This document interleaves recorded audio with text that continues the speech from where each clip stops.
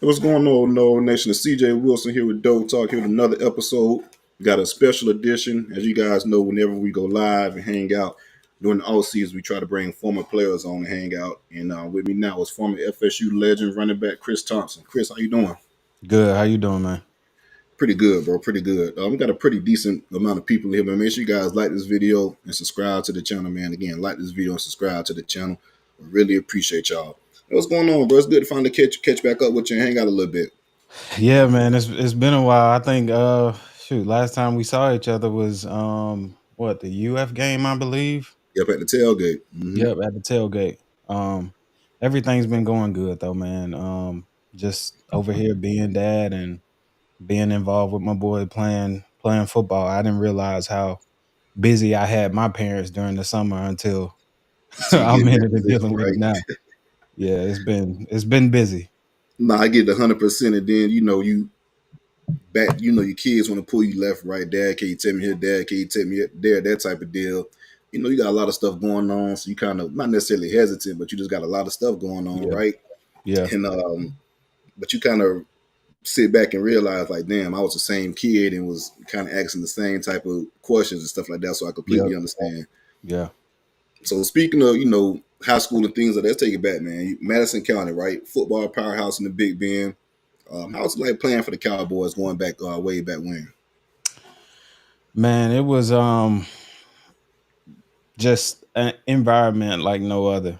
I tell my son all the time, like he asks me questions and stuff like, "Oh, what level of football do I enjoy the most?" And I tell him all the time, like, there's nothing like high school ball. Um, and playing at Boot Hill, the history we've had there, um, it's no better feeling than playing there on Friday nights. And my brother is 6 years older than me, and he was on the team that won their first state championship at the school. And I was always like, when he won that year, I think I was 11 or 12, and I was like, yeah, I got to get me one of those.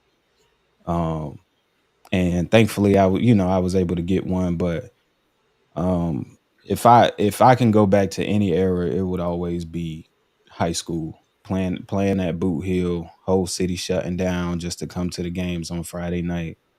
That was it's not like no other. And that was peak Madison football too, man. I'm not gonna lie, you guys are pretty tough. I played at Gobby myself, and I always say, that game against Madison, Wakulla as well. Like those are the Yep. and Lincoln, of course, but those are some of the toughest matchups we had. You know, at Gobby, we had some pretty good talent ourselves. So I definitely, as far as playing at Madison, things like that, you guys definitely did your thing, and you had to strap up when you played against Madison. That was 100% for sure. Oh yeah, for sure. Let's jump into your recruitment, man. So you was a 4-star running back. Like I said, you was getting off at Madison. You and Jacoby McDaniel. What were some of the schools that you were looking at during your recruitment? um. So early on, I don't know. It was always like I had this thing with playing ball in the ACC. Um, my growing up, my best friend, he was a diehard Florida State fan, and I was not at all. I didn't like Florida State because he loved them too much, almost. And so I just rooted for everybody other than Florida State. It didn't matter who it was. But um, early on, it was like I was like, oh, I like North Carolina and Wake Forest. It was like a lot of Carolina teams more so. Clemson was in there, of course, like in state, everything in state other than Florida State. It was Florida, Miami, all of that, like early on. And I'm talking about eighth, ninth, 10th grade, when my recruiting process hadn't even really started yet or whatever. And yeah, that was kind of where my mind was before everything started. And so I ended up starting to get like small offers, and that's kind of how, that's how the process works. You get offers from smaller schools or whatever. So, like BCC and FAM, and that's kind of the ones that start like rolling in early on. And I believe one of my early ones was Memphis, and this is all stuff where that's just over quick phone calls or letters that I may be receiving in the mail and stuff, saying that I had an offer. And um, my junior year, believe it or not, the game that we played against Godby, Hey, that was a crazy um, game, wasn't yeah, it? that night was the night that I got my offer from Florida State. No, I And believe Jimbo was there. Just to kind of set the stage for that game, man. That game was yeah, crazy. It was a back and forth game. At yep, that point in time, Gabi, we had British Footman, who was a four-star hmm, running back. He was committed to FSU at the time. yep, And of course, after that, that '09 class was loaded. We had Willie Downs, who wasn't committed at that point in time, and then it was you and Jacoby. We had AJ Graham and a couple others. So it was a back and forth game. I think you guys did win on the last second. We was end up driving down the score, and we ended hmm, up fumbling the football, ended up losing by a few points. But that was a classic game. But like yep, as far as the recruiting stage, for you to get that offer at that game is kind of fitting because I could tell, see Jimbo was at that game with all the local guys that were being recruited yep. by Florida State. Yeah, yeah, all the guys were there. I remember like it was almost all the offensive staff was there. And Jody Allen was there as well. And I just remember after that game talking to them, I ended up getting the offer and talking to my best friend about it, to let him know and everything. He was like, "Bro, I know you don't like Florida State, but you at least just look into it for me." And I was like, "Nah, man." I was like, "Nah, I'm good. I appreciate the offer, but," and I'm saying this to him or whatever. And then I really like sat back and started like looking at the history of Florida State and um especially the history of their running backs and stuff, where I'm talking about, a boatload of guys been coming out of Florida State going to the league and stuff. And I really like just sat back and was like, what am I really what am I doing? Why am I, in this childish mindset, with my best friend or whatever? And I really started like looking into everything Florida State. And it definitely opened up my mind. And Jacoby ended up committing. I think he committed our junior year, and so he was on me too about it. And I was like, nah, I'm gonna just go slow with my process, and just try to enjoy it a little bit. We ended up like taking a visit, like an unofficial, to Clemson, and Geno Hayes was still on the team at the time, and it was a game in Clemson. And got to talk to the coaching staff a little bit or whatever. They threw an offer out there to me. And one thing I'll say I respect is the fact that um they did kind of tell me what the situation was, and they were honestly just trying to take one more running back, and was like, look, we're either taking you or we taking this guy. Whoever commits first, that's who we going with, whatever. And I was just like, I'm not trying to commit to any school right now. I'm trying to keep everything, keep my options open and everything. And wasn't long after that I think the other guy ended up committing or whatever. And Was that, it Jamie? of Was course, it that Jamie Harper? no, Jamie was before me. It was Andre Ellington. Andre. Okay, okay, That's okay. who it was. Yeah, it was You remember, Andre man, it's crazy Ellington. you said that.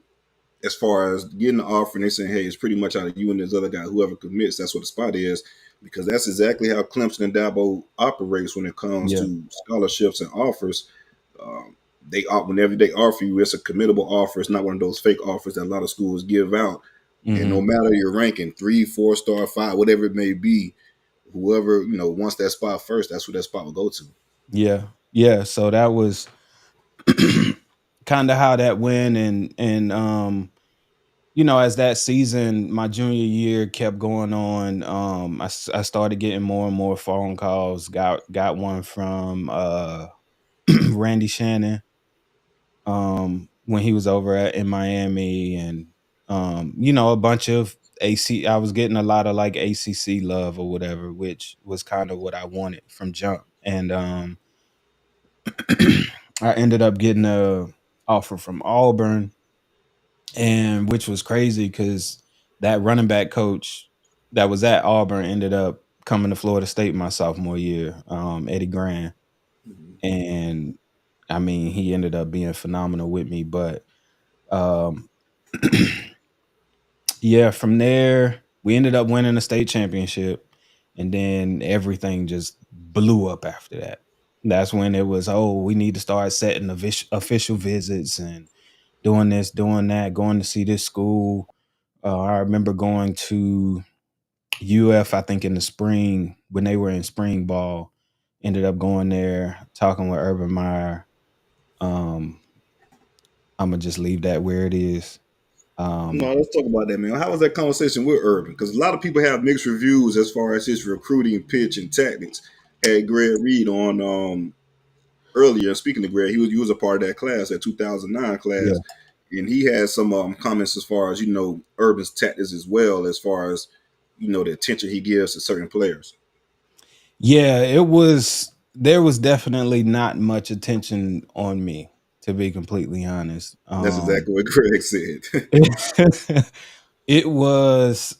I remember going in his office and talking with him, and it was all of like, look at what I've done.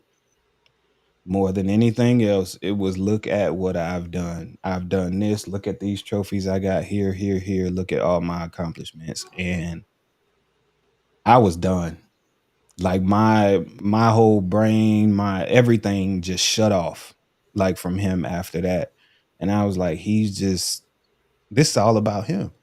Like he's full of himself. I don't know how the players felt about him, but 5 minutes for me being around him, and kind of having that a little bit of a one-on-one. I just I was like, yeah, this is not it. And if I remember correctly, I think my parents were with me too, and they were just like, when we left out of there, they were like, I don't like him. I was like, yeah, I'm right there with you. Like, I'm good. I am perfectly fine on this right here. And yeah, that was it. That was it. It was a quick little look at what I've done. I've done this. If you want to come be a part of it, cool. If not, you know what I'm saying? Like there was no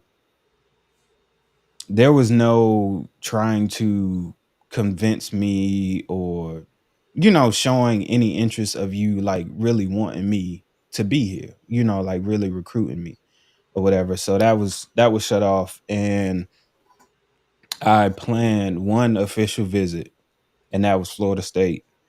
And of course, stadium atmosphere, all that stuff just, speaks for itself. It was during the off season, but just being in that stadium and everything, like, amazing. And what got me to choose Florida State, outside of the history and everything, was having that one-on-one meeting, the last night I was there. And it was just my parents and my parents and Jimbo. And he was just, we were just sitting down talking, and he was just kind of giving his recruiting pitches as they all do or whatever. And the one thing that I can remember is we did ask about like playing right away or red shirting or whatever, because for me, being the competitive guy that I am, I was like, I want to play right away. Like, I understood the situation. I was mature enough to know, like, Jermaine was there, Ty Jones, and I think Jermaine had just got the freshman rushing record or something like that, um the prior year. And so, I kind of looked into all those things, like, all right, if worst come to worst, I probably sit a couple years, 2 years or so, and end up really getting a chance to like show compete for the job and be able to show my skill set or whatever. But he was just like, if you want a red shirt, it's on you. But if not, then make me play you. And those words right there, make me play you, was like, I'll never forget that. And I literally was like, after that, I was like, Coach, I'm coming here. I was like, I'm committing and I'm coming here.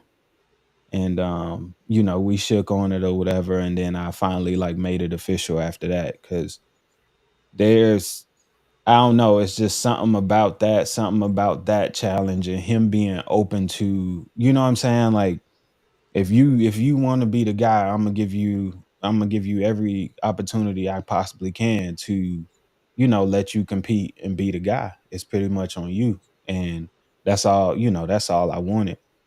And that was pretty much it. I committed from there, and I never looked back. I didn't even think twice. I didn't second guess anything. Like I knew that's where I ultimately wanted to be. And my brother's best friend was a safety he played at Florida State as well. I want to say it was like '02 to '06 or something like that.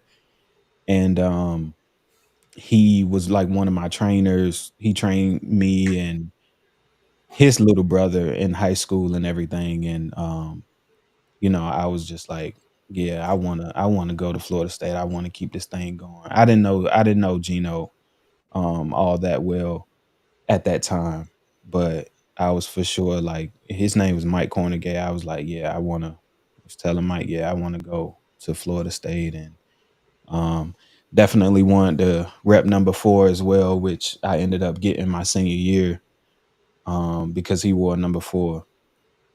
Um and yeah, that was pretty much it.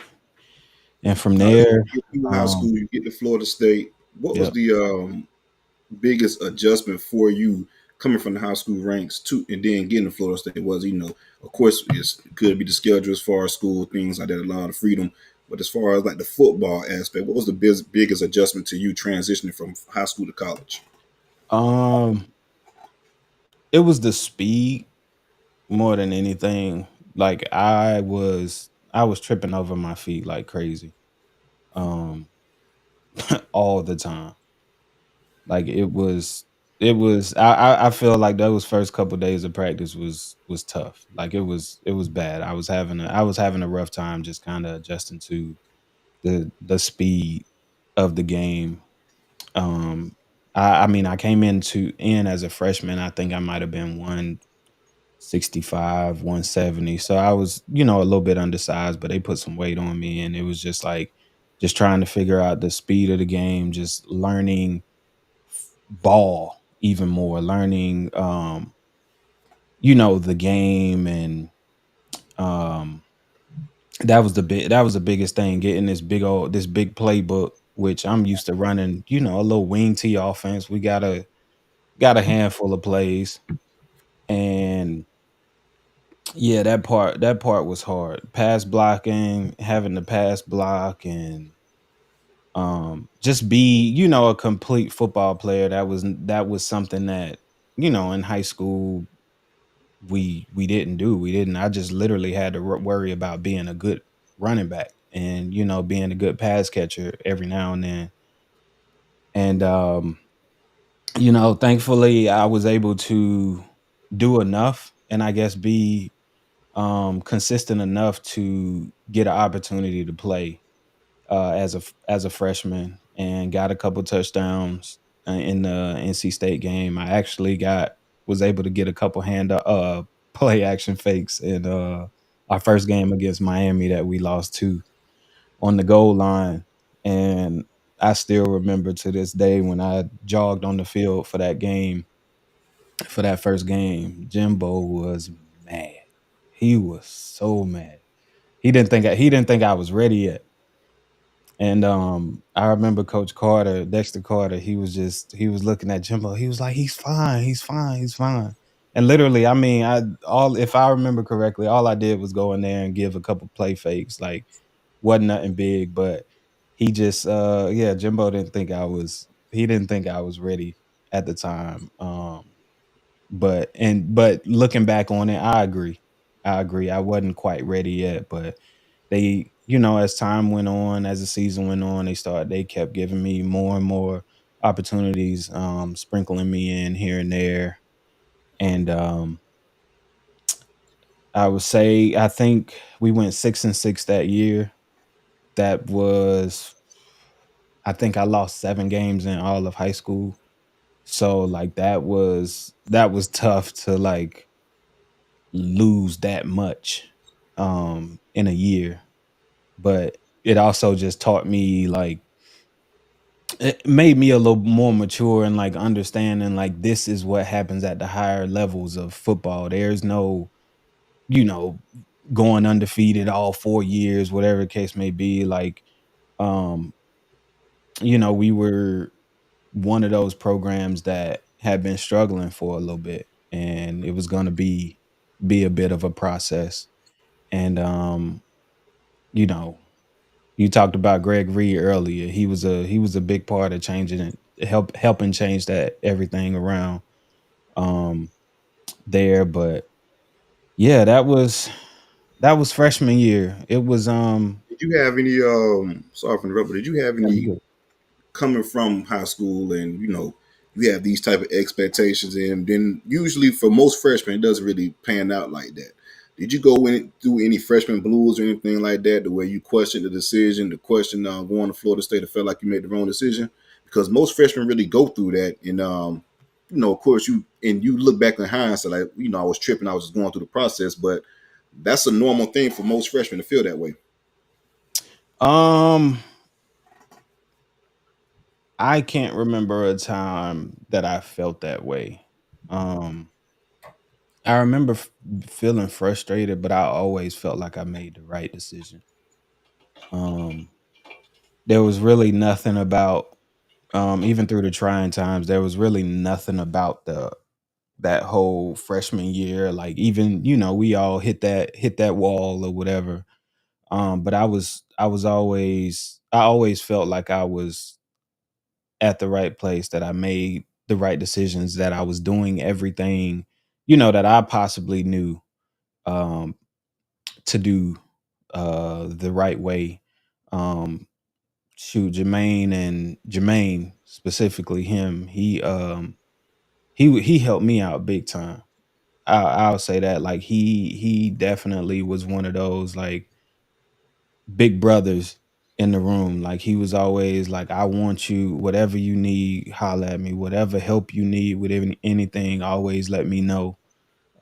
Even when I took my visit, my official visit, he was like my I can't remember the name, but he was the one that Coach. was basically with me throughout that whole weekend or whatever. And yeah, he definitely helped make it a bit easier for me, I would say.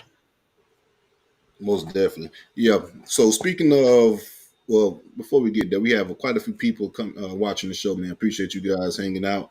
Make sure you guys like this video and subscribe to the channel if you haven't. Appreciate you. It goes a long way. You said the game kind of started to slow down a little bit. So you go from your freshman to your sophomore year and shit, you lead the team in rushing. 845 yards and 5 touchdowns. How was it going? Well, how was the game for you, I guess, leading to your sophomore year? When did things start to click for you at that point in time? Um, we had a coaching position change at running back. We ended up getting Eddie Grand my sophomore year, and he helped me a lot. Like from day one, he asked me what I wanted to do, or like, do you want to go to the league? And I was like, yeah, absolutely. He was like, well, look, you're a small guy. This is what you need to be great at in order to have a chance and have a shot to make it to the NFL. He was like, I don't need to teach you how to run the ball. You play running back your whole life. I need you to be able to pass block, run routes, catch passes, be able to play special teams if they need you. He was like, while I'm here, you're gonna play special teams for me. Whether you're out there or not, you're gonna be taking special teams reps every single day in all four phases. Um and he was like, look, just trust me. I've been doing this for a while. I mean, the history of the running backs he's had is I mean, his resume is amazing. And he was like, just trust in me. And he helped like give me that confidence and help me take that next step in my game. And um because and now I'm my second year in the system, in Jimbo's system, and Coach Grant is like putting a lot on me. He was putting a lot on me because he could see that I was smart and I would be able to, I was able to like catch on to, a playbook and reading defenses and stuff like that was something that just kind of always came natural to me. And um he was like, I need you to, number one is to know what you have to do, and then number two, I'll teach you how to do it, and then number three is you need to know why. Always know the why behind everything that you're doing. And I would get quizzes. I mean, he would quiz us and everything. I'm talking about every single day in the meeting rooms. Just, hey, what's your assignment here? Why are you doing it? What's the O line blocking schemes? It was a lot. It was a lot, but I'm telling you, it helped me to grow so much, and it helped as the season went on, as time went on. Um, it helped me to grow and slow the game down so much more. And as the season went on, I think about halfway through the season, I ended up getting the starting job. I had a real good game against BYU, and I think like shortly after that, I ended up um, becoming the starter. Coach Grand, he trusted me enough to get the job done. He knew I would do things the right way and do them consistently. And just him trusting in me, allowing me to get that experience, just helped me constantly be able to um, develop my game. And yeah, that was it. Like I really just got into my playbook like no other. My sophomore year, and just got into me, and I figured out who I was as a player. He helped me figure that out as well. Um, who I was, what my strong points are, what I needed to, the weaknesses I needed to make my strengths, and what could make me different than everybody else. Um, Especially being a smaller, being a undersized guy. And yeah, one little tidbit about my sophomore year, I don't think people really know, is our bowl game. I ended We'll up talk about that too, because you definitely went off in the bowl Yeah. game. People talk about Greg Reed and what Oh, he did. yeah. So That was our you had a day. hell of a game. Shoot, Yeah. you knocked out Lattimore and had some returns and stuff. But man, Yep. you had 25 carries with 147 yards against Mhm. South Carolina being the offensive MVP. So go ahead Yep. and drop that tip and what you got. Yeah. What? So a couple days before that, before we traveled, for the game, I actually had fractured my lower back. Oh, really? And we were doing it was third down, it was a third down period. It was third and two, and I ran a toss play to the left side. And I remember I think it was Telvin Smith was chasing me, and I ended up like getting the first down, but it was like this small little pothole on the field, and I ended up like stepping in that pothole, and I like just fell over on the sideline. And everybody was like, "Chris, get up, get up." And I was like, "I can't." I was like, because I tried to like push myself up, and I was like, I can't get up. And the whole time, like I'm laughing, so they didn't really take me serious. Sometimes I kind of laugh through my pain or whatever, and I was like, I can't get up. So trainers come over there, they pick me up, they try to get me to walk, and I just like I took one step and just went back down. And so they ended up like carrying me inside. Um, and mind you, I'm talking about 2, maybe 3 days before we get to Atlanta. Um, Ended up doing some x-rays and everything on me and found out what it was. And I ended up just like getting a shot.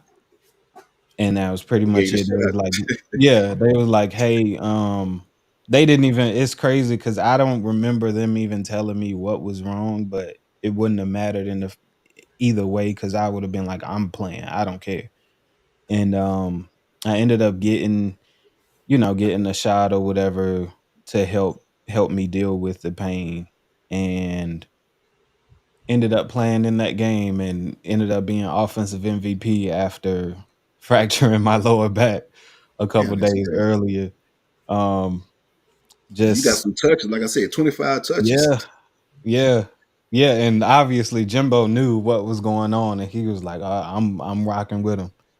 And I definitely felt it after that game, but I bet. I'm I'm glad, man. Just shows the toughness, and I wanted to do everything. Like I didn't want to miss those moments with my boys, and I was just like, hey, I gotta. It may hurt, but I'm gonna get through this. No, that's a crazy story, especially put with the performance you put on. I want to speak about that Miami game too, because we went down in South Florida and dominated them.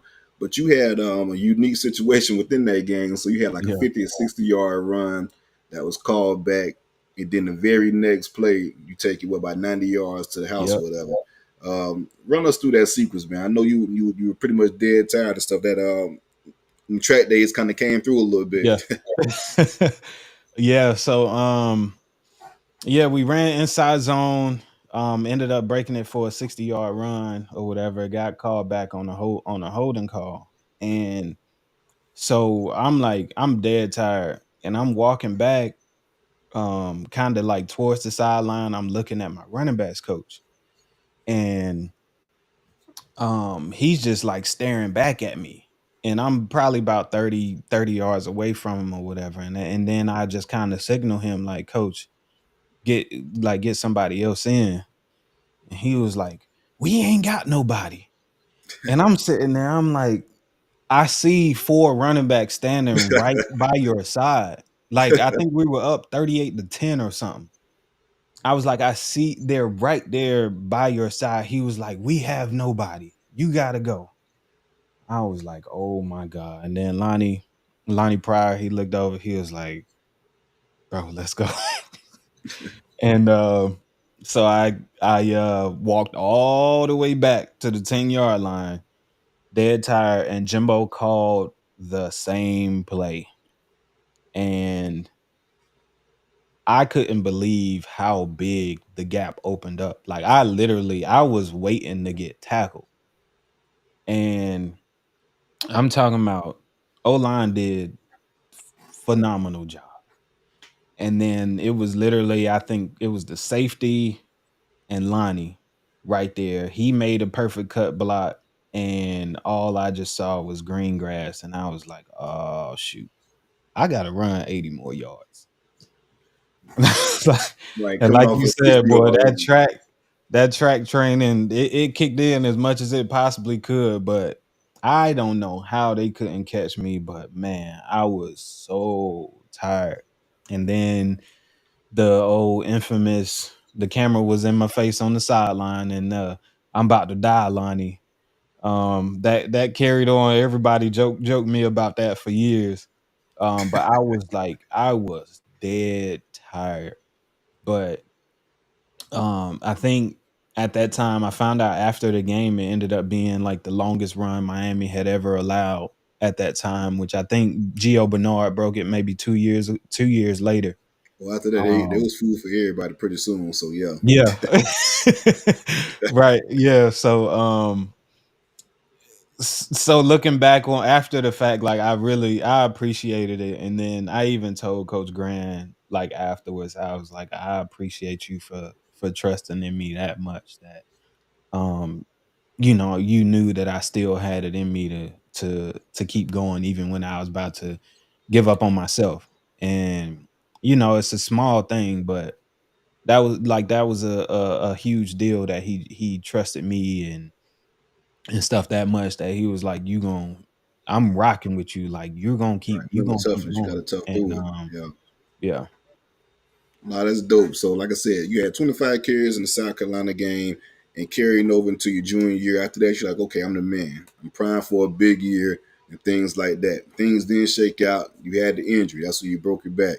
Walk us through that situation and the feeling you had. Because I'm going to be honest with you, when I first heard it, I was like, dang, is his career over due to that? Because Yeah. people don't really come back for those type of injuries. And you did, of course. But walk us through that situation when you did break your back. Yeah, so I'll even take it back a little bit before that. So that year was when Devontae Freeman, James Wilder had came in that year. And I remember telling Devontae, um I and I don't know why I told him before. I'm talking about before camp even started. I was like, bro, just I'm gonna do everything I can to help you. I was like, you never know what's gonna happen throughout this season. So just I want you to always be ready. I remember I said that to him. And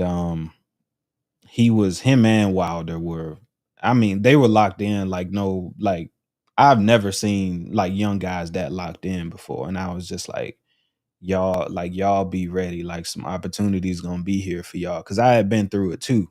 And I told him like, look, hey, I was in y'all shoes coming in, not knowing, trying to learn, in front of an older guy, I mean behind the older guys and stuff. Got my opportunity early. And yeah, so we get to Wake, and I'm feeling like, it's coming into my junior year, just had, just led the team in rushing. So I'm like, all right, this really about to be my year. This about to be my time or whatever. And I think the first 3 games were kind of okay. Not great showings for me on a personal level. And get to the Wake Forest game. And it was a third and I want to say 3 or 4, and quick little toss play. We trying to get the first down.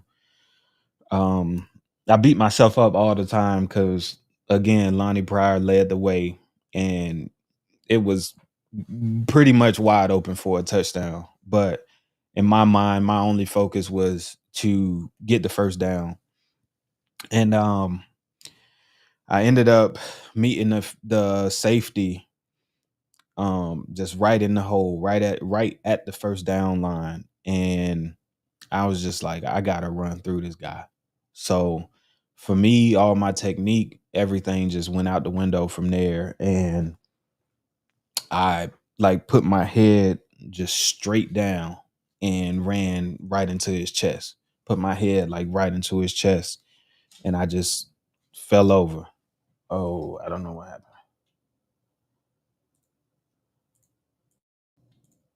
You got me? We good? Oh shoot.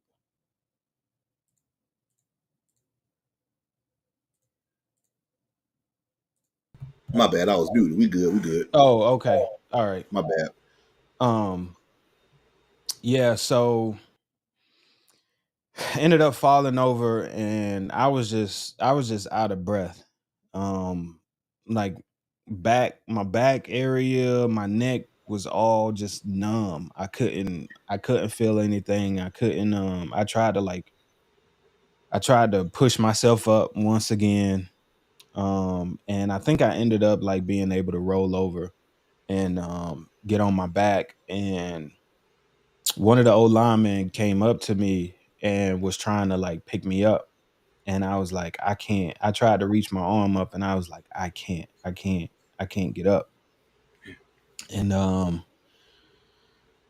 yeah, for a while, like I'm talking about, I felt like I was out of breath for about 5 minutes. I knew it wasn't that long, but it felt like forever. And one of the trainers, she was talking to me, and she's just like, she's asking me questions, and I'm like, I can't breathe. And she's like, calm down. And I'm like, I can't breathe. How can I calm down if I can't breathe? I can't breathe. Like, I can't be calm right now.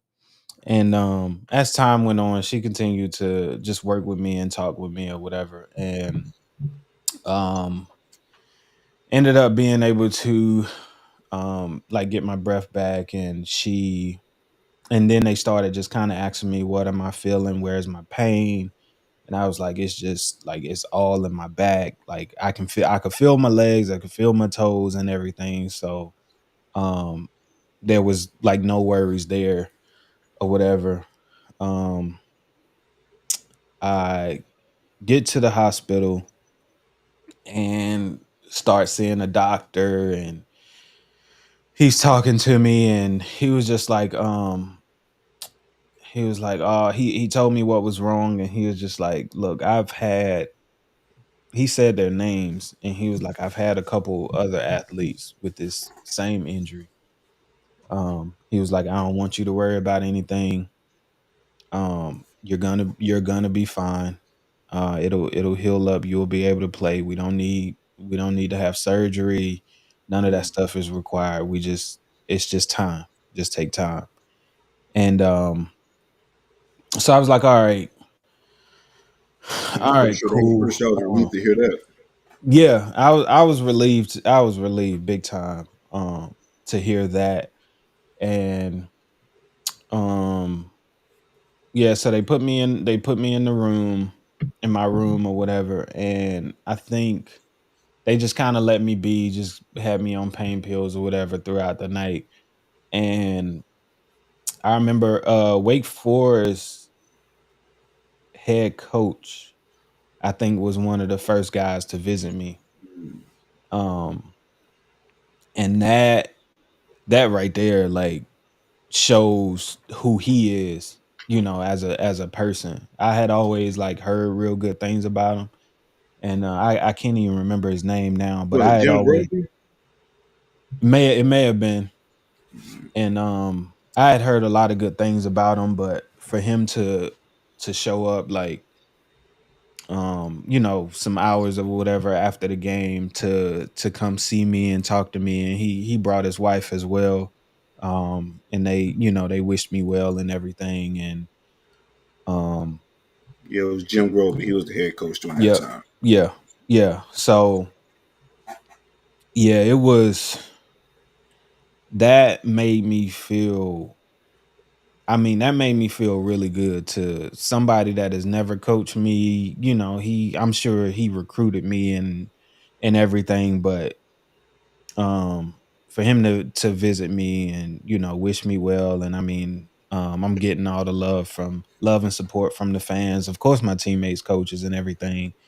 Um, but that was the hardest thing I think I've ever had to deal with. Um, Shoot, I had to go through spring, summer school, and everything. I had this big like back brace on with a like metal rod that like went down my leg. It was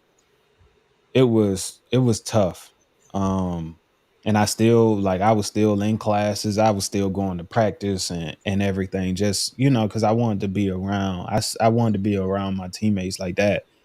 That made me, that was one of those things that like kept me going, kept me motivated, cuz I definitely had tough moments, tough times where I wanted to quit, and I was just like, I can't.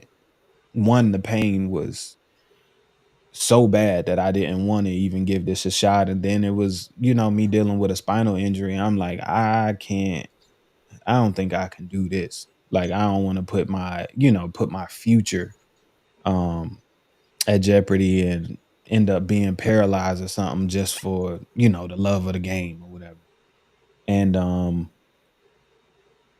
the rehab process was tough.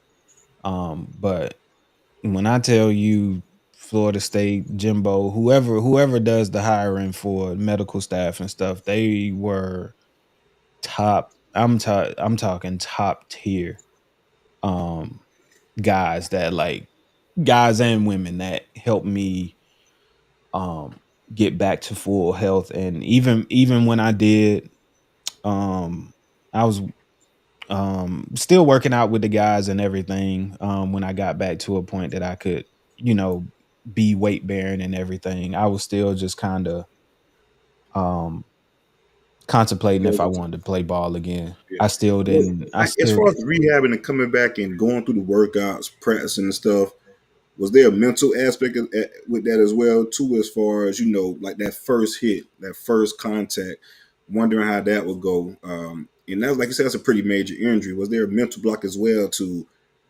go through that and to be hit again and possibly suffer an injury similar to that? Yeah, for sure.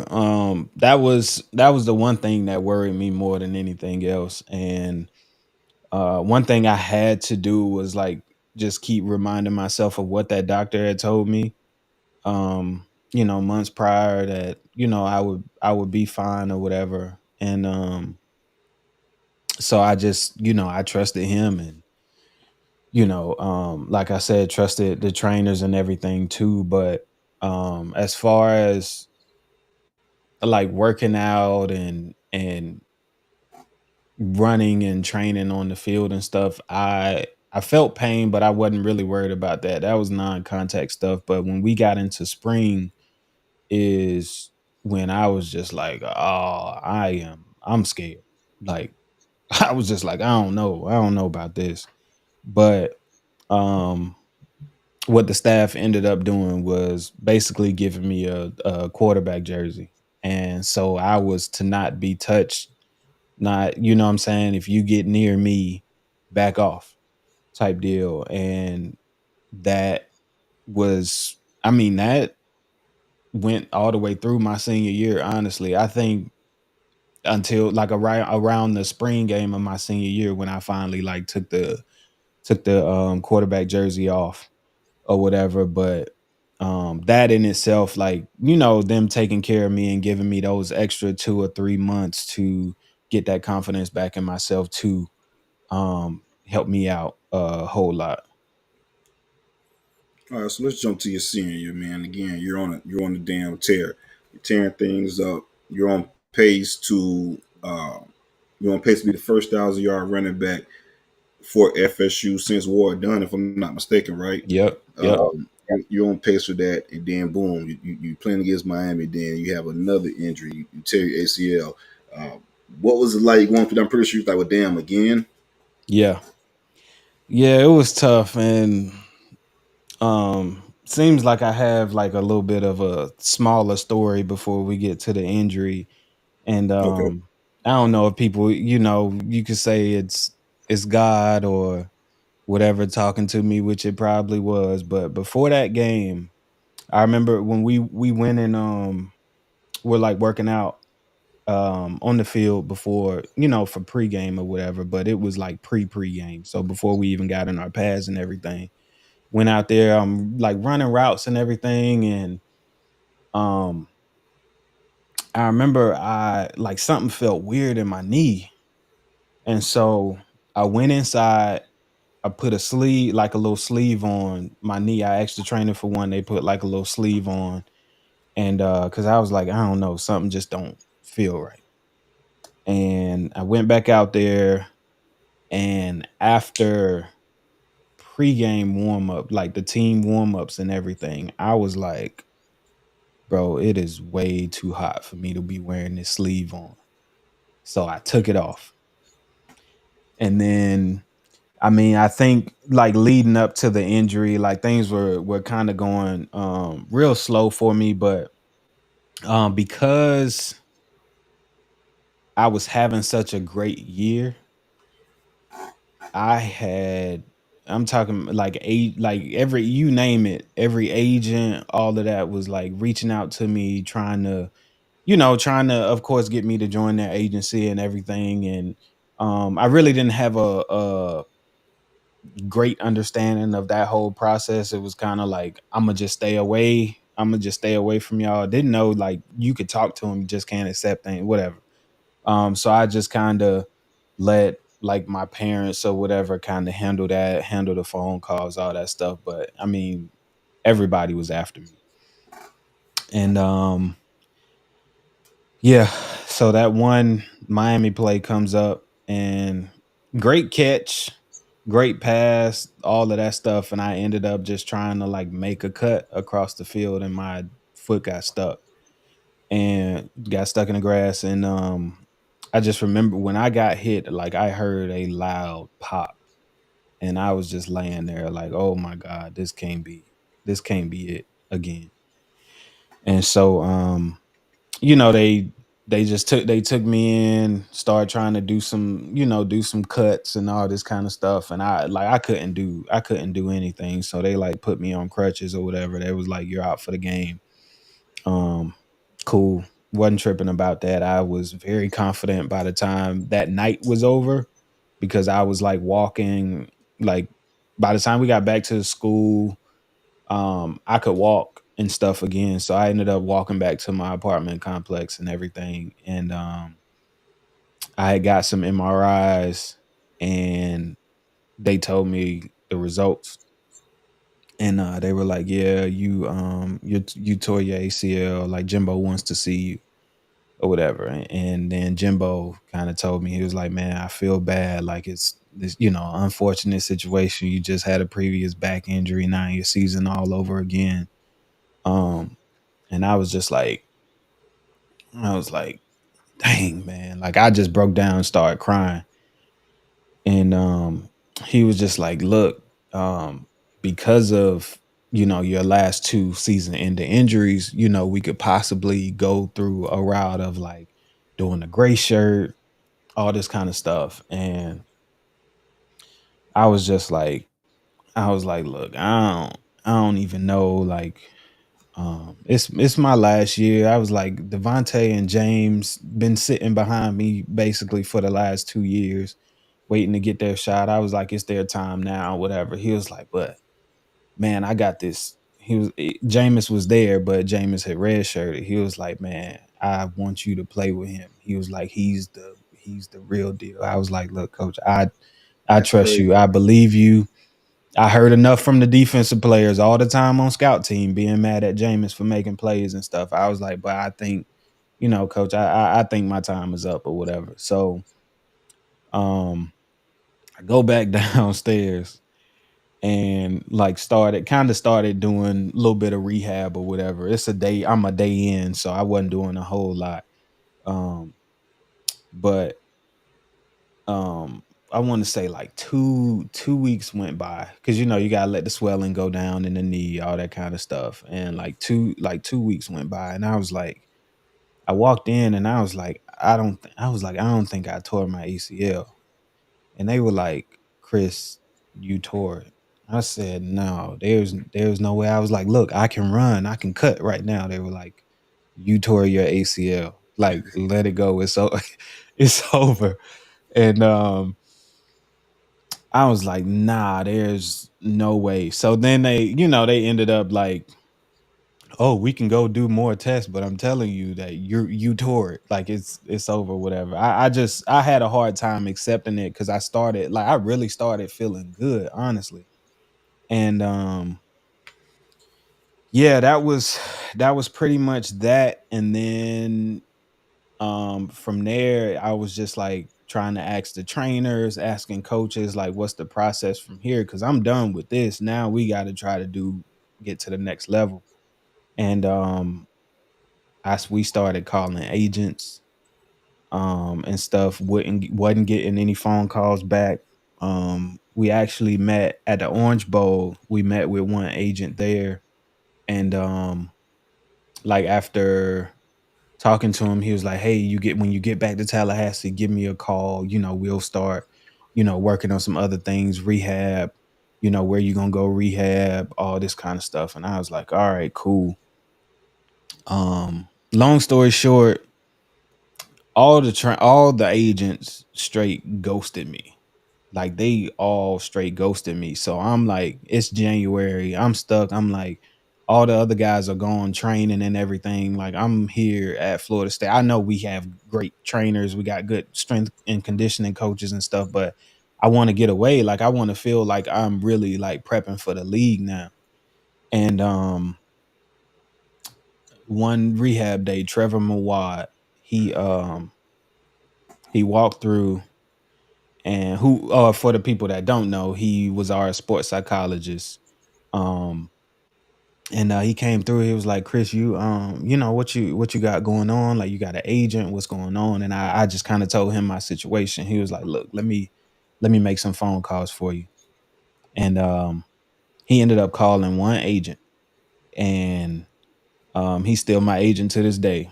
Um the agent called me, and he was like, hey, I just got your info from Trevor. He was like, I done watch film on you. Like, you're a dog. He was like, look, this is, I mean, he had the whole plan drawn out for me within, like, literally, Trevor called him that day. He called me the next day, had the whole plan out for me. He was like, you're going to go train here. We're going to do this. We're going to do that. I hadn't got like an invite to the combine or anything like that. And he was like, look, it's probably going to be a long shot that you get drafted. But he was like, with my connections, I'll for sure at least get you a tryout or whatever. And it just kind of went from there. And a month later, I ended up getting an email and getting an invite to the combine, and that that changed everything for me. So talk about the combine. You got the invite to the combine. Talk about that process. It was I'm pretty sure definitely there's a lot of poking different. and prodding too when your knee and things like that, and probably your back as well. Oh my. Oh my. It was tough. It was tough. And I was 3 months out of surgery at that time when the combine came around, and so I couldn't do anything. All I could do was bench press Interviews. and do interviews or whatever. And I got to um train the medical tents and everything, and oh my god. I was in there for so long. I was in there for hours. I was definitely in there for hours. They were poking, prodding, checking my back, checking my ankles, checking my knee, they were checking everything. Just trying to make sure that I was, okay or whatever. But um it was I had a little bit of a weird situation after being in there, and the trainers and doctors checking me. They said everything was good. They even talked about my Dr. Thompson that did my ACL surgery. They were like, man, he did an amazing job on your knee. Everything, like, we know you'll be fine by training camp if we pick you up or whatever.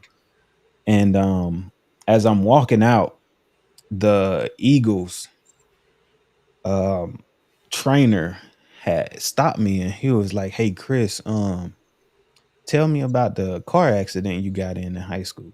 And I was like, what? He was like, yeah, tell me about that. And so I ended up like going telling them like my whole story behind that car accident and freak accident, crazy story or whatever, with that. But like after I left out, I was like, how did they know about a car wreck I was in high school? And like Right. Florida State, like they did a good job of like really telling us like, okay, look, when you're prepping for the league and everything, like they find out everything about you. They're gonna find out every single thing about you. And I was like, that is really true. Like they really found out about a wreck that I was in high school that was only, I think, in our local newspaper.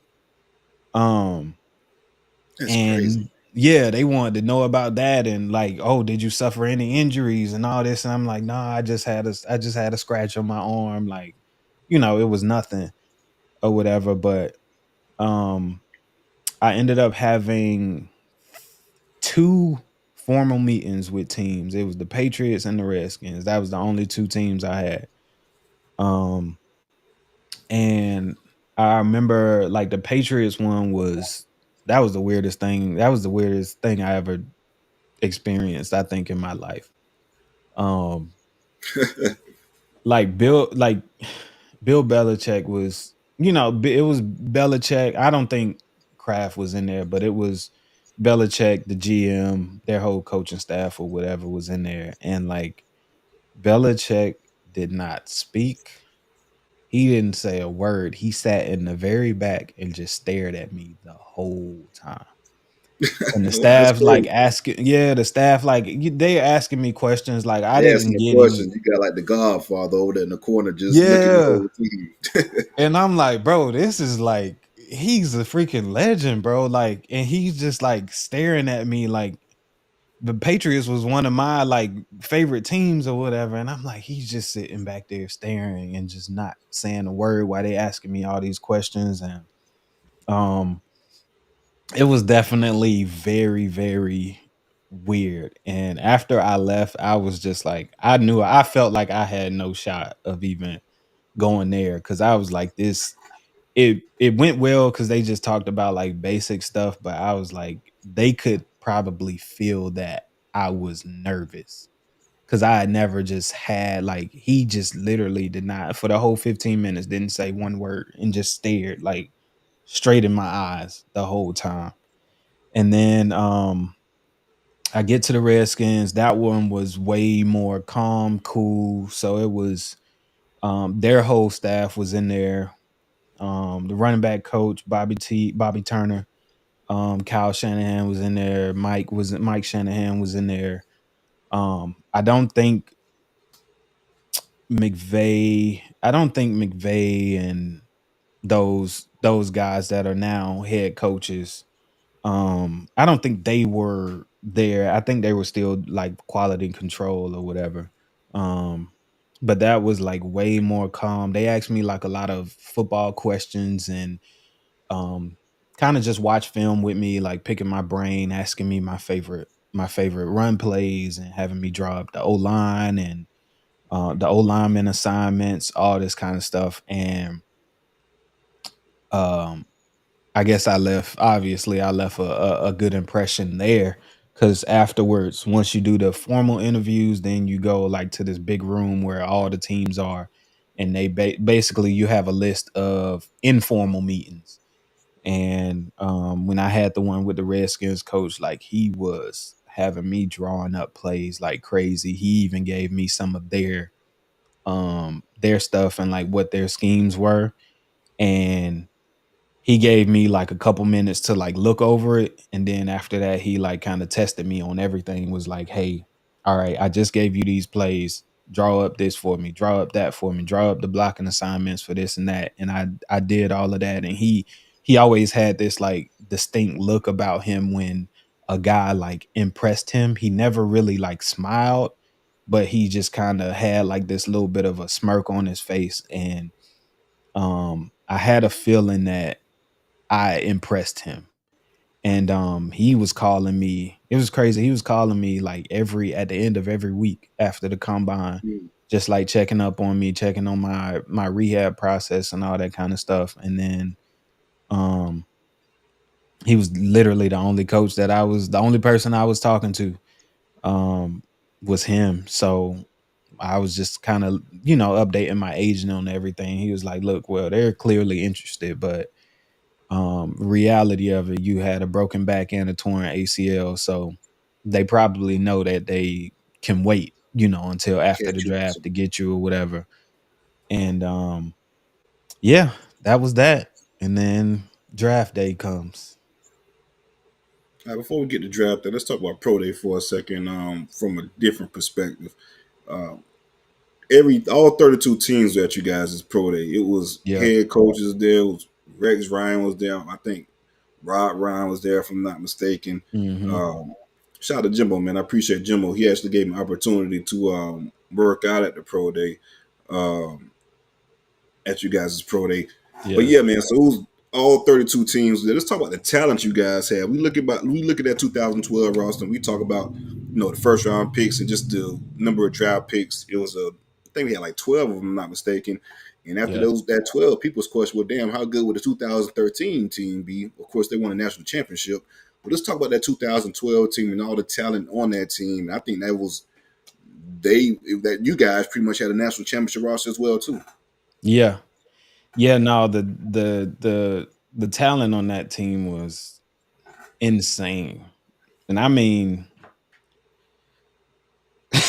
yeah, it was insane. I feel like if we had a healthy a fully healthy team throughout that year, we definitely I think, we could have been a championship team as well. Um just I mean, unfortunately that first loss that we suffered Yeah, NC State, that was against tough. NC State. I feel like every time we play them at night there, like it's On the always a road was problem. some weird. Yeah, something weird happens. But yeah, that talent level was insane. Like, yeah, so like pro day, all the teams were out there. I think we all knew like EJ was gonna be, a first round quarterback. I mean, he's prototype build, ridiculous arm, everything. And it was just kind of a quiet day for me. Like I know me and I think you Lonnie. jumped if I'm not mistaken. Um, I don't even. I feel like I did. I think I did. But I know I ended up like doing a workout with EJ. I was like running routes for EJ. So I probably for sure jumped and like did the bench press and stuff. And I ended up I think he was working out for like Cleveland was putting him like through the workout or whatever, and I ended up doing some stuff for them. And honestly, like I still remember that day and how I felt. I did not feel good, and I probably honestly didn't even look good. But the fact that I was moving around, I'm pretty sure, just kind of helped me a little bit, or help me enough to, for them to continue to like keep their eyes on me or whatever. Um, but yeah, it was it was insane. I think we did have 12, and I think that had been the most in a long time, or maybe the most ever at that time or whatever. And like looking back on it, the thing like, that following year was who Telvin and all those cats getting drafted. Like we were we were stacked. Loaded, stacked. We were stacked. Stack is an Yeah. understatement. Then even going to 2014 with Jameson, those Yeah. guys year. So yeah, you talk about your draft day, man. Let's walk us through. You getting that phone call. Um, yeah, it's one of them. I know everybody like sees the clips where the guys keep like checking their phones and everything. And I remember talking to I think it was like maybe on Facebook or something, like hitting like Rodney Smith up and asking him like, had anything happened? Did he get any phone calls? All this stuff. And he was like, oh yeah, I heard from this team, this team, this team. He was getting a lot like phone calls from a lot of teams or whatever. I hadn't heard anything. Like I got no phone calls whatsoever on that third day. And but I'm steady like checking my phone or whatever and keeping in contact with my agent, and he like, look, don't worry about this. Whatever happens happens. Don't worry about it. Like I told you before, you're going to be somewhere. Um so just don't stress about it. And literally the one phone call I got was the Redskins, and they called me. They were like, "Hey, our pick is coming up. We about to get you." And by the time I hung up the phone, it was on the TV, and everybody went crazy, and that was like best feeling in the world, man. Like to after going through everything that I went through, with my injuries and all, to still get that phone call and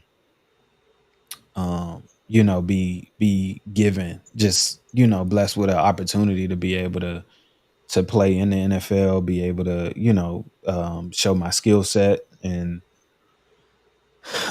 it was a blessing. And I coach Mike Shanahan. He called, and just kind of gave his regular speech. We all have seen it now, like how you feeling, we love to have you, it's going, all that kind of stuff. And then I got on the phone with the running back coach, and he was like, man, he was like, why you think I was calling you so much? And I was like, coach, look, I knew where I stood as a player. I knew my situation. I was like, I didn't think anybody was gonna take a shot at me. And he was like, nah, you're too smart of a player for me to pass you up.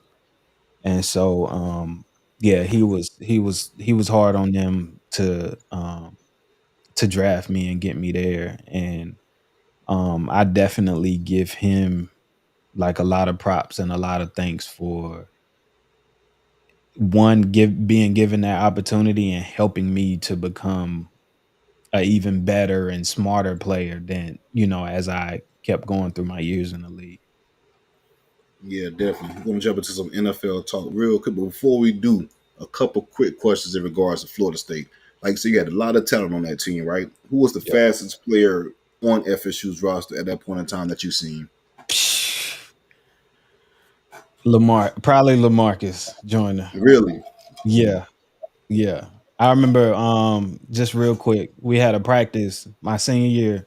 We had a practice in camp, and I broke out on a long run. And at that time we had like GPS and everything. So they were like tracking our speed, and we both on that day we both topped out at 23 miles per hour. That Mm, was the fastest. shit, that's I moving. was flying. I was flying. I was running as hard as I could. He ended up like catching me like right at the goal line. But he was moving. So I'd probably say him with pads on. I think with no pads, I might have to say Darby. Yeah, Darby was nice, boy. He had Yeah. that track speed for sure. Yeah, Yeah. that's a good one. Man, Yeah. that's a good one.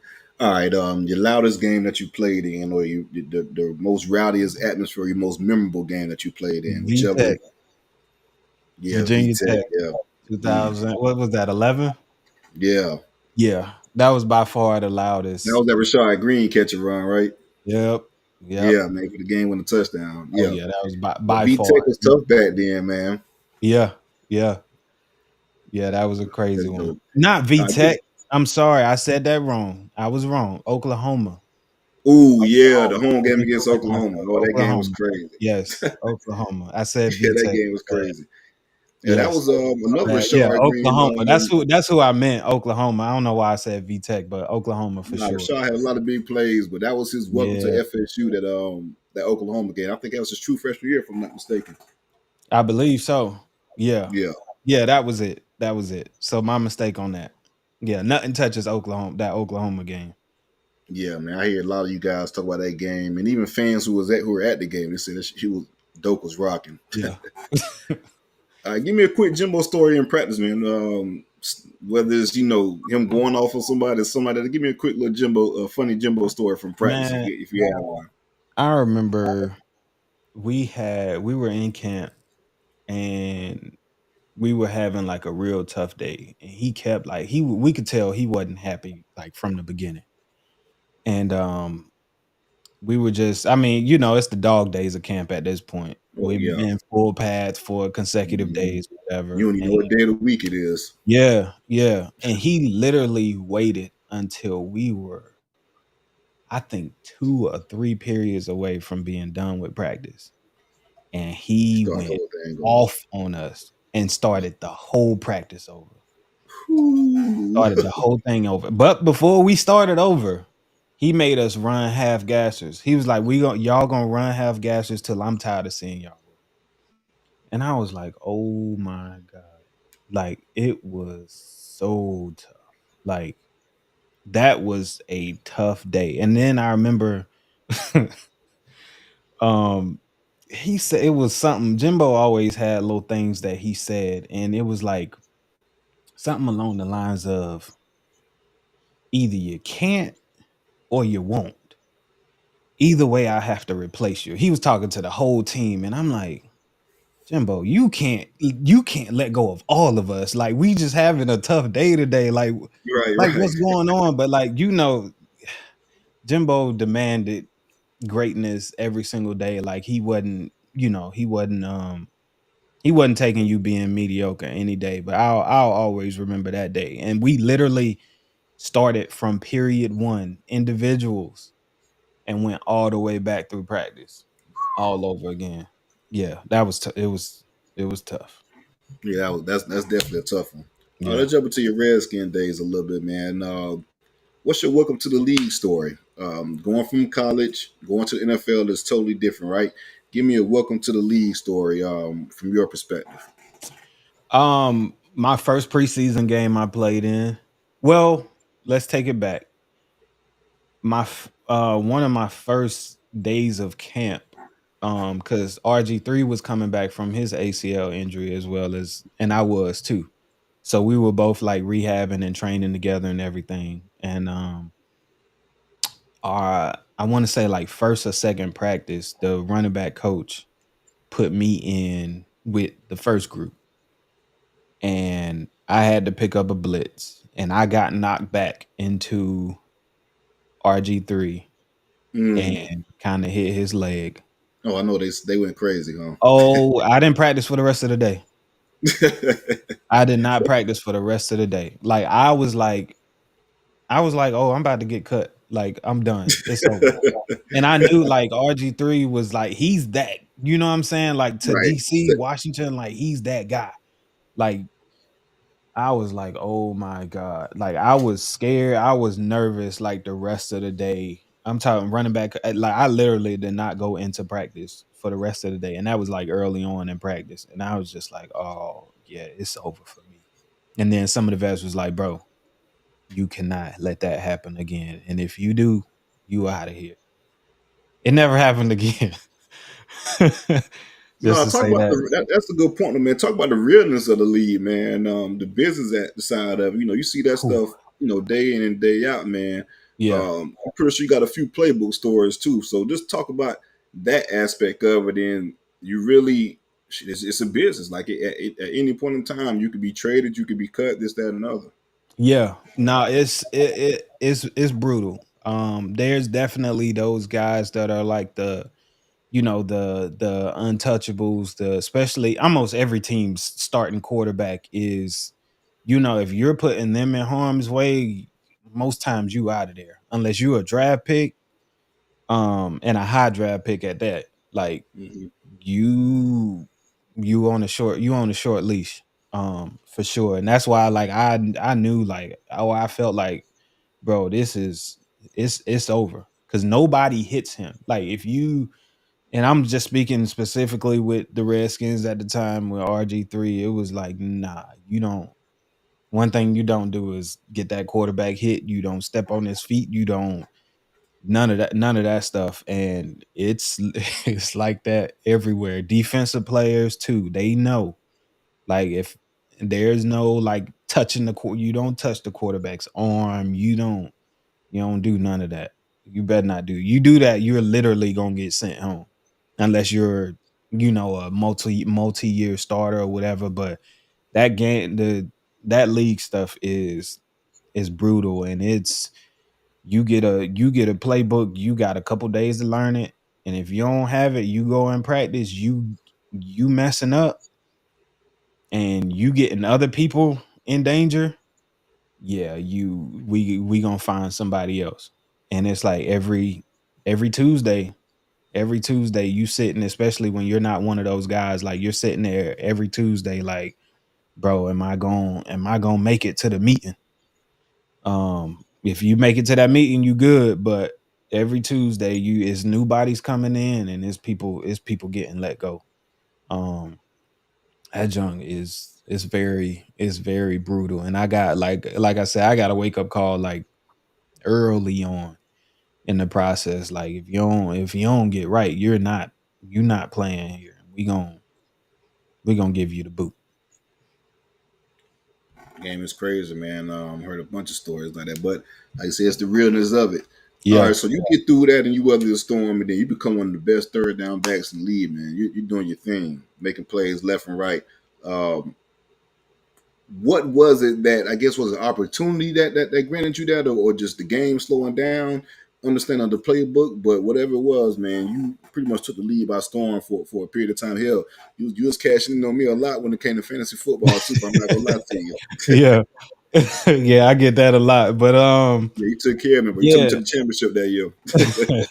It was honestly all of those things that you spoke of. It was the coaches, the staff believing in me. It was the running backs coach believing in me. Jay Gruden was the head coach after my rookie year. He became the head coach, and it was him also believing in me because I got cut my second year with the Redskins, and um like I was literally about to leave and go to Tampa, and my agent, again, shouts to my agent, he like really, he was like, look, let's sit back, let's think about this. I know you're mad, I know you're upset. Let's think about the reality of this thing. Are you going to go to this other team, try to learn a new system in a matter of, because I got cut in like right after preseason. So you're going to try to go here, try to learn a new system in a couple weeks, and then hope that you can play, or you going to stay in this system that you've been in for 2 years, be on practice squad, um, and just kind of weather the storm. Because Tampa was gonna do practice squad, but they were gonna pay me active money. So it was like I was still kind of on the 53, and then Washington was just straight practice squad. And then And you got to factor in the taxes. yeah, um, yeah. So can you see me? Can you hear me?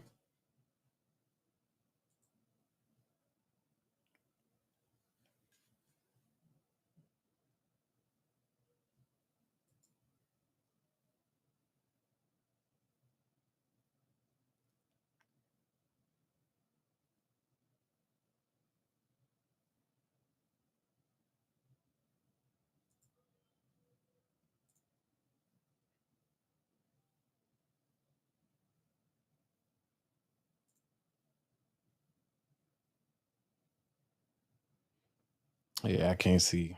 I can't see CJ.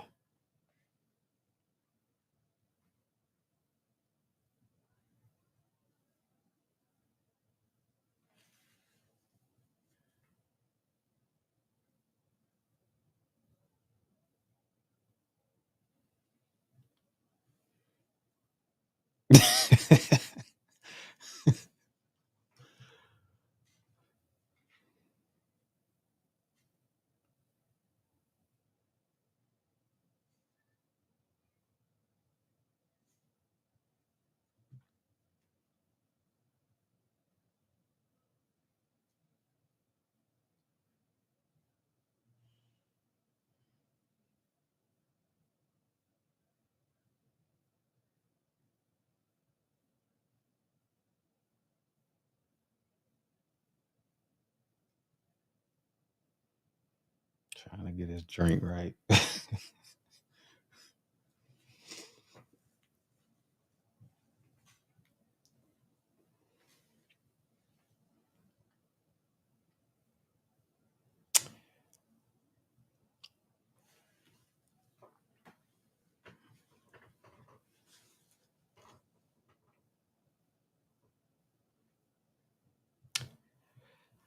I see another undefeated season.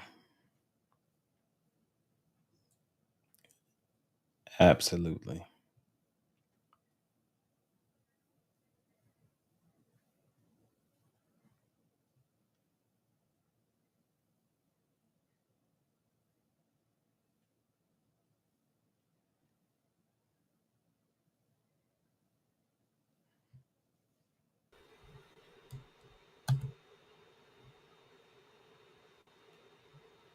We there? Yeah, I'm here. I got you. Yeah, my apologies, man. The dang lights in my neighborhood that went off real quick. Oh man. Cut everything off. The internet had cut off. Good thing I got my hotspot going right here, so we good, man. My apologies. All right. Um, yeah, what the hell were we at? My bad. We was talking about yeah, we was talking about you going through that process of doing your thing in the NFL. My bad. Did you Yeah. finish that? Did you finish that up? No, not really.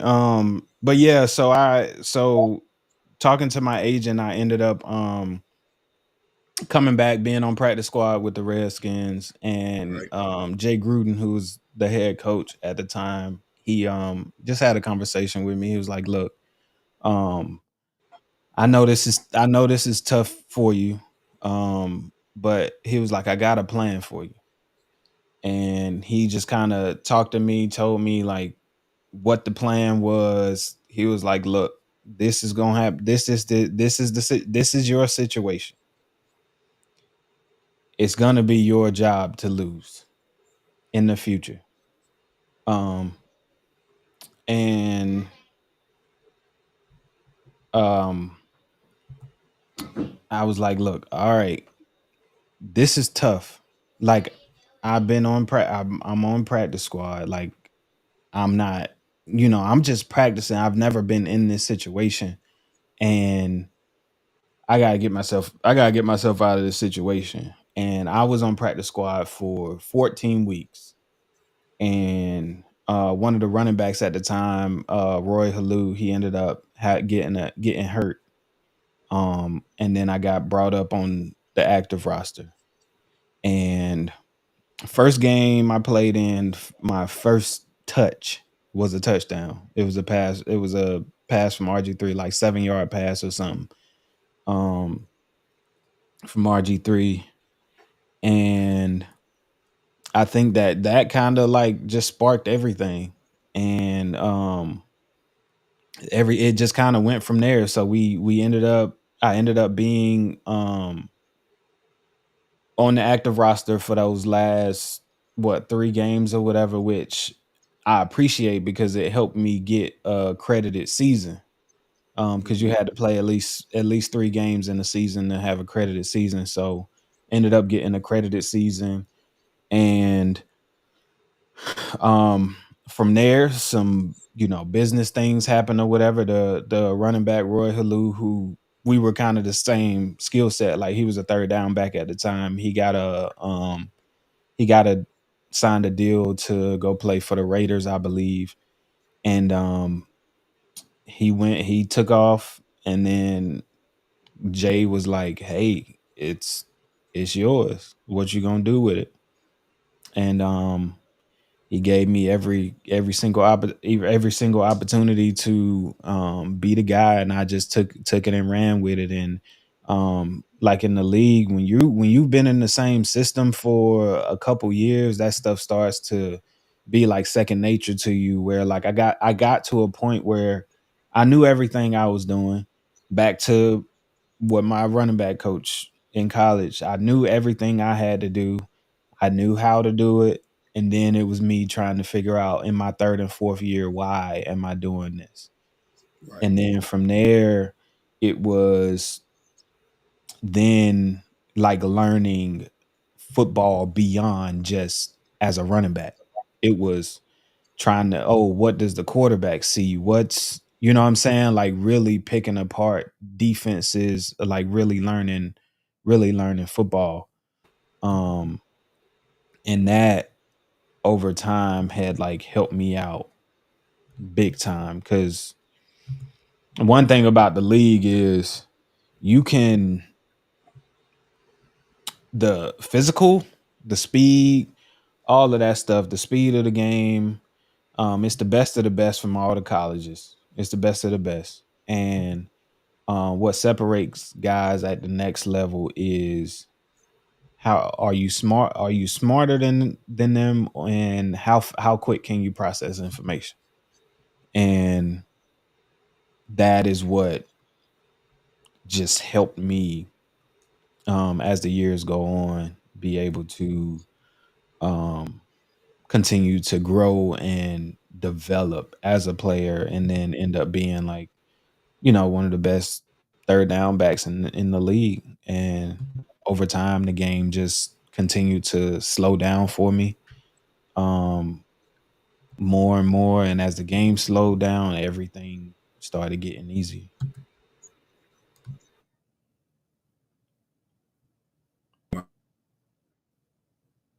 Uh oh.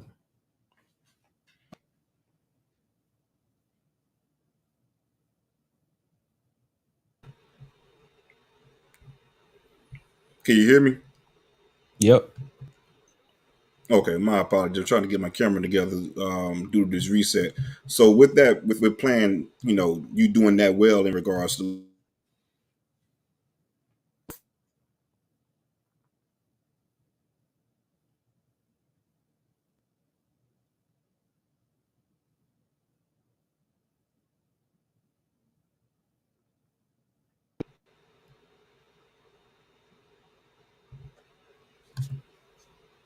You hear me? I can now. My apologies. So I was asking though. So you end up playing and doing well and got rewarded with a nice contract. How was that contract for you to get that money to take care of you and your family and to come from the situation that you've been in? Being a late round draft pick, being on the practice squad and things like that. You know all too well that situation as far as being a late round draft pick. The money isn't really is limited, and then you don't Yeah. have anything to kind of set you up for the future. So how was it to get that nice contract from the Redskins? Yeah, it was nice, man. And then the organization, they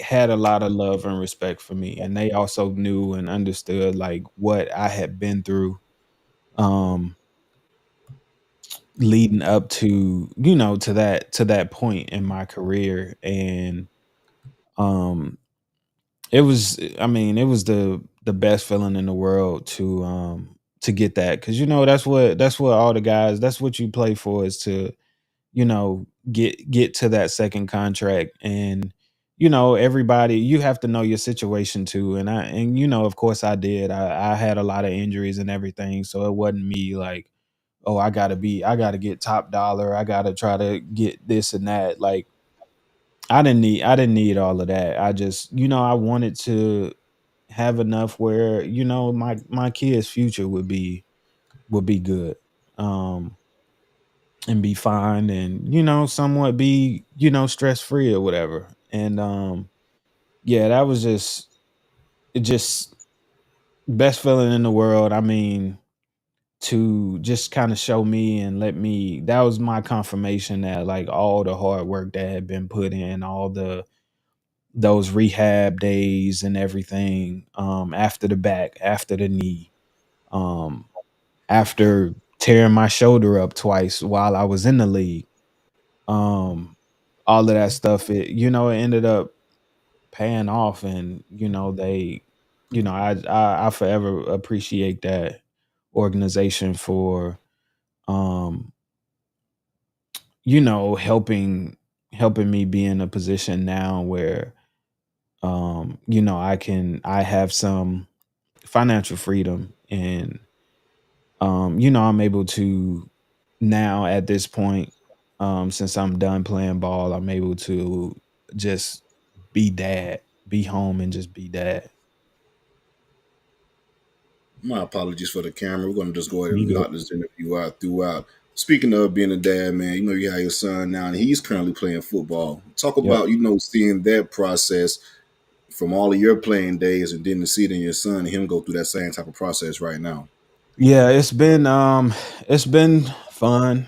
It's been scary sometimes too. He plays quarterback, so we're dealing with a whole nother ball game when it comes to quarterbacks, because it's literally only one on every team. It's only one guy on the field, one quarterback. Um and so like he started playing quarterback like 2 years ago. And that first year and a half, it was just trying to figure out like what's the right place for him, as far as training, as far as school, like all of those things are like big factors. And It took a little bit, but it's been fun. It's been a very fun process, you know, having seeing him in like 7-on-7 tournaments and everything, and being able to travel. Like I took him to a camp in Elite 11 camp like in LA, which I guess from my understanding Elite 11 is like the top of the top when it comes to Yeah, it like doesn't get any higher. what high Mm, school quarterbacks want to be a part of and stuff. right. And you know, it's just giving him those experiences, giving him that exposure. Like it's been very fun. Look, kind of frustrating because he's about to be a freshman now, but he sees a lot of these incoming freshman kids getting offers and everything, and it's like, oh dad, he this kid got an offer, this quarterback got an offer, this guy got, and it's hard like trying to Keep them get grounded, him let them know to it's a process. understand like, yeah, that this is a long process, and also getting him to understand, you know, a committable and non-committable offers Hmm. and all of this stuff, like how the whole process works. And then he's seeing kids that's, you know, 5'11" and stuff right now, and he's only 5'8", maybe 5'8 and a half, something like that right now. And I'm like, just let's just control what we can control. We trying to don't worry about your height and all of that. Let's make sure you have great accuracy, your arm strength, your weight is right. Let's make sure we get all of those things together, everything that we can control. And it's been fun. I feel like now probably the last, I want to say, month is when he's like turned that switch where he understands and knows like what's ahead of him, and it's finally clicked, even on a, you know, with nutrition, with all of that stuff. Now it's clicked with him like, all right, I gotta do this. I gotta, you know, I need to take my protein shakes. I need to eat right. I need to, and now it's like I don't have to be on him about it. And that's been very refreshing because I feel like I've been talking to a brick wall for the last year about him, you know, being and making sure his nutrition and making sure every you do all of these things right. Cause he sees me and um it just because he's around me every day, he never really thought I did anything. Like he just thought I was just like I was just this. You know what I'm saying? Cuz he wasn't at practices with me. When I trained in Tallahassee. I didn't train in Virginia or in DC or whatever. So it wasn't a lot of training sessions and stuff. I would come to Tallahassee on my own cuz he would be in school and everything. And so it's a lot of that he never got to see, and so he never really understood like what it takes, but it's starting to click now, and it's been good. Like he's been killing it. Like his school, they may or may not have a JV, but he's like right now the varsity backup quarterback. And the spring game, I mean, he killed it. He was like 9 for 10, had a touchdown pass. His only incompletion was a interception.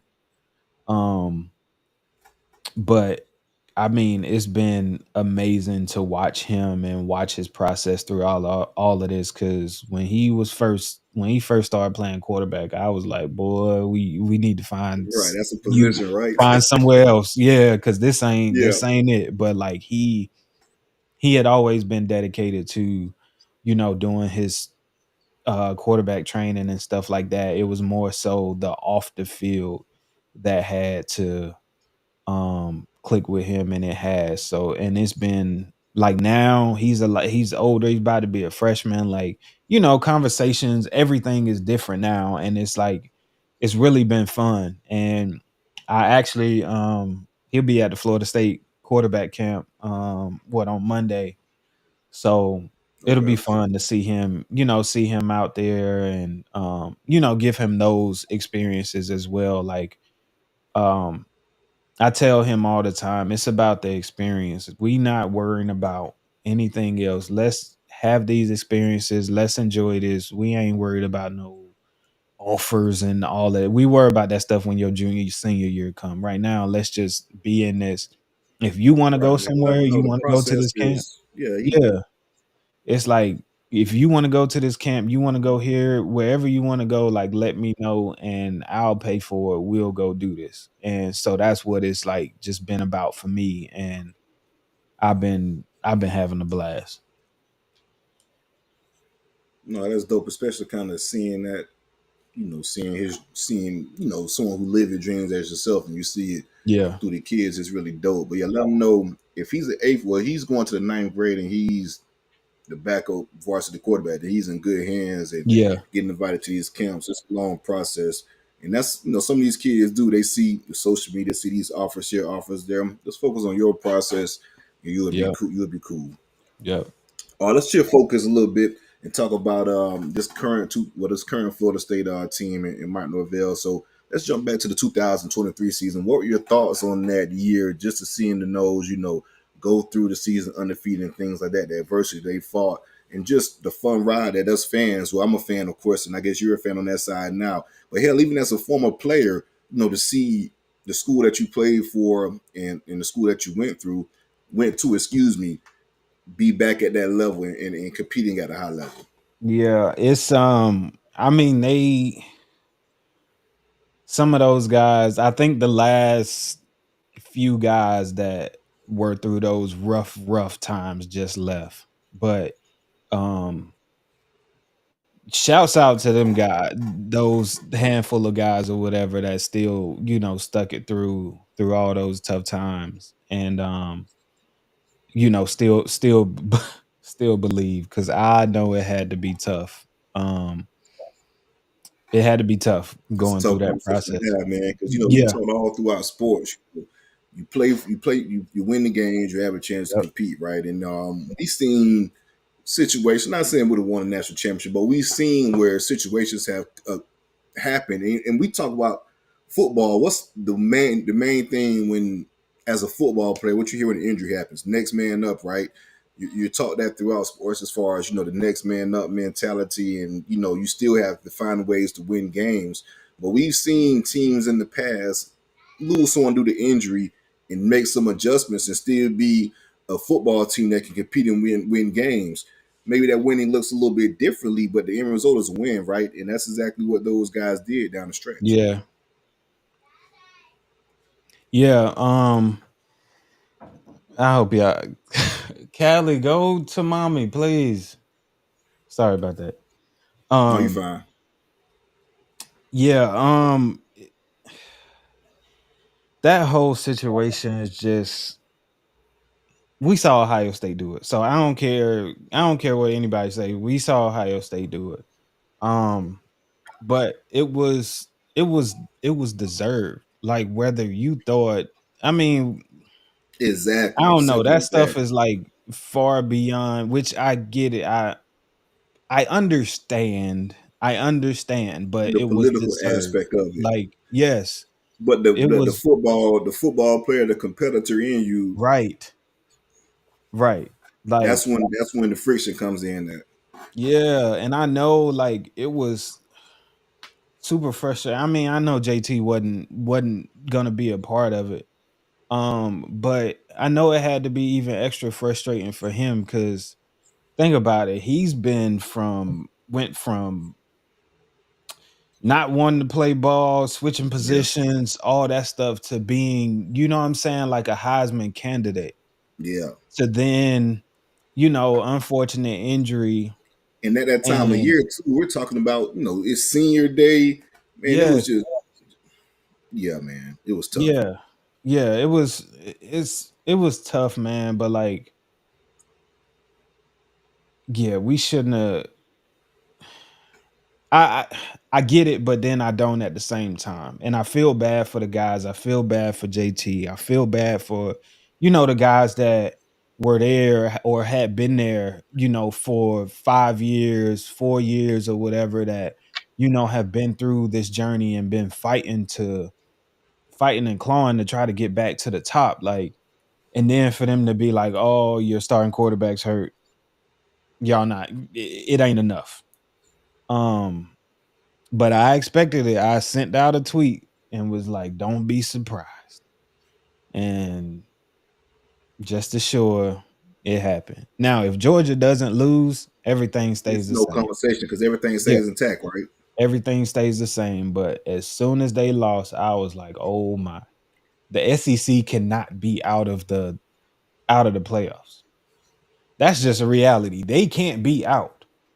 You know what I'm Mhm. saying? So I was like, "Yep, we're the odd man And out." then with them can't being out, you got a one loss team, right? That won the Yep. SEC, and that Hmm. one loss team lost the damn tech. So it's yeah, man, it crazy, right? But no, I was hoping that Georgia did dominate Bama just to make it a smooth process. But Yep. even then, I was like, okay, it's never been done before. It's a one-win P5. Sorry, undefeated P5 team, conference champion. They should be in just for the situation. I was like, well, shit. Well, excuse me. To be honest with you, since you have two one-loss teams, the Hmm. team that won head-to-head should have been the team that got the nod over Right. Alabama. But like you said, they're not going to leave the SEC out no matter what. Nope. Nope. No chance. I was like, man, this is. And they was like, well, it's never happened before. I said, yeah, they'll pick Florida State to be the one that it happens to. You best Right. The believe that. last year that we had a 14 playoffs and the year we go undefeated, they would, Yep. use us as far as the one off for the example. But Hmm. what's your thoughts on Mark Norvell and the job he's done at FSU, taking over a situation from Willie Taggart and then going through that 2020 COVID year. Just unfortunate events in regards to a new coach, right? Weather the storm ended up turning FSU around and it's pretty much in the stride of the program, right? We're a healthy Yeah. program. The guys just no respect from Mike Norvell, been around for a few years, so the program is the program, and the expectations are set. What's your thoughts on Mike Norvell and the job he's done at FSU thus far? Man, I it's amazing. Um, but I get it. Every time I hear him talk, every time I see him, like I get it. Um, I mean, even his first speech, like he had me wanting to try to re-enroll in college some type of way and play for him. Like he has that like it factor about him. And I ended up I think it was a few weeks ago. I had texted you and told you he had they were on that tour or Mm-hmm. whatever, and The booster tour, one get of to speak. Yep. yeah, one of his stops was here in Jacksonville. And after seeing him after seeing him and everybody speak, like it just made even more sense. It's just the way that they view this university, the way that they view each other, the way that they treat each other, the way that it's always about us. And it was always about partnership and family and us working together. And it's like it's obvious. I mean, in every organization, that's how it's supposed to be. But it was like you can feel how genuine they all were Mm-hmm. about it. It's nothing And fake about it. yes, it's nothing fake about it. This ain't just it's in him. It's in the AD. Like it's just all of them together. Like I see why the program is where it is now. And um I love Norvell, and I always said, like, when people ask me like, oh, what you think about the new coach when he first got hired, I was like, you'll find out in 3 years. That's always my thing. Like, you'll find out who you got in 3 years. And just as sure that he turned that third year, you could see where the program was headed. You can see how he is. I see you all the time, like going at people talking about, oh, he can't develop. He's always got all these transfer guys or whatever. But if you just look at JT, You telling me he can't develop him and his staff can't develop players? Where Right. you get this guy, you know what I'm saying? In a matter of 3 years, he went from not wanting to play ball to being a Heisman, could have been a Heisman winner if he didn't get injured. And the Like NFL draft pick at quarterback. right, right. So I'm like, what are y'all saying he can't develop players, whatever the case may be, or they always come up with something new and something different. But yeah, he's the guy. And then, when there are, speculations, Nick Saban left and everything, or retired or whatever, and that conversation being brought up, the fact that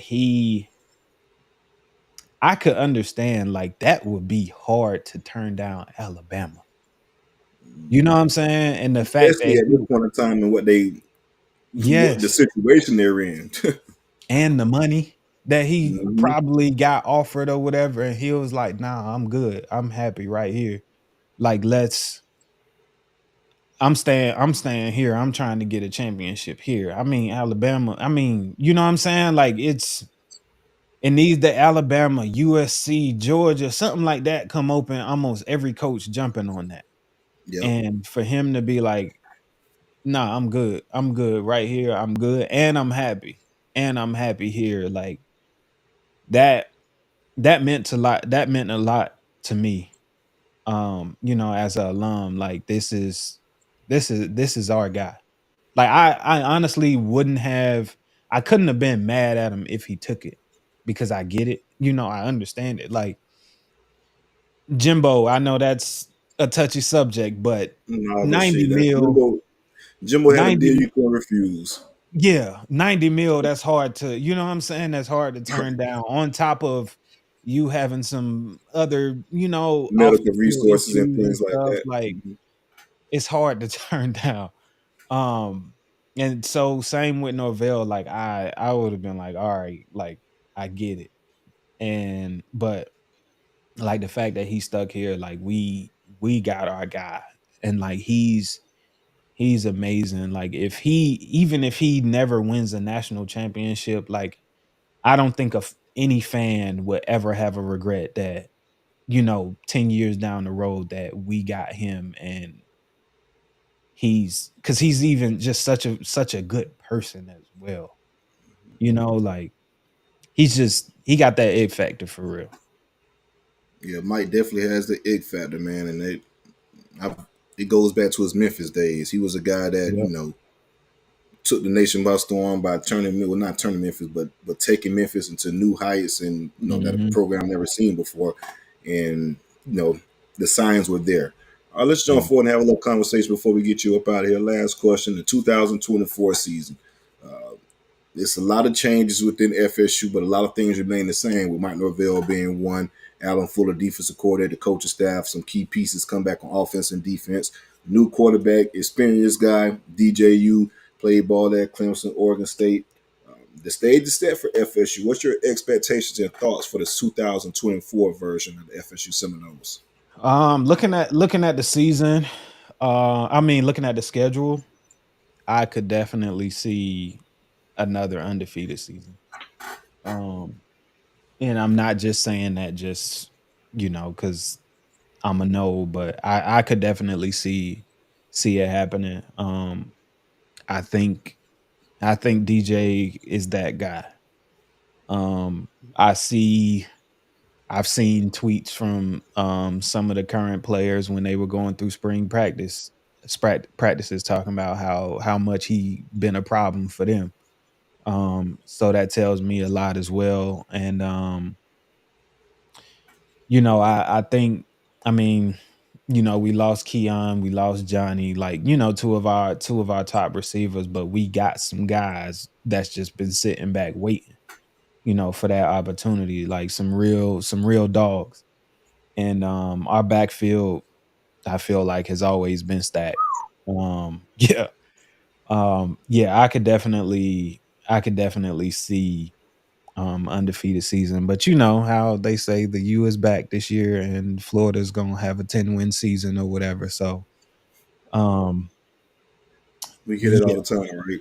Yeah, we hear that all the time, and yeah, we're gonna lose to them this year. But anyways, yeah, I think, yeah, I really think, I think it may be, um, like some struggles, especially offensively. I think just maybe early on, until the guys get to, mesh in game time situations is always different than, just practice going up against each other.